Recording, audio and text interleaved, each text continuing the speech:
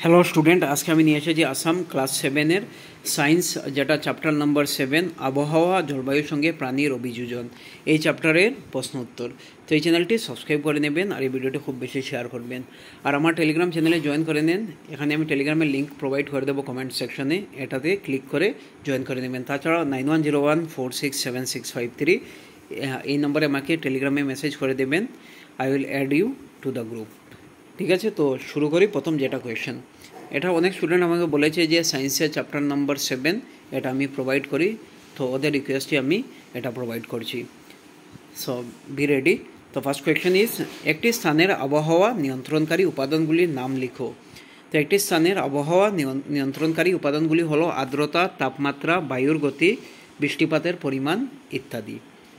Question number 2 দেখুন, দিনের মধ্যে কখন সর্বোচ্চ এবং সর্বনিম্ন তাপমাত্রা আশা করা যায়। তো দিনের মধ্যে সর্বোচ্চ তাপমাত্রা আশা করা যায় দুপুরের পর, আর সর্বনিম্ন তাপমাত্রা হয় ভোরবেলায়। শূন্যস্থান পূর্ণ। দেখুন, দীর্ঘ সময় ধরে পর্যবেক্ষণ করা আবহাওয়ার গড়কে জলবায়ু বলে। তো এখানে জলবায়ু লিখে নেবেন। একটি স্থান থেকে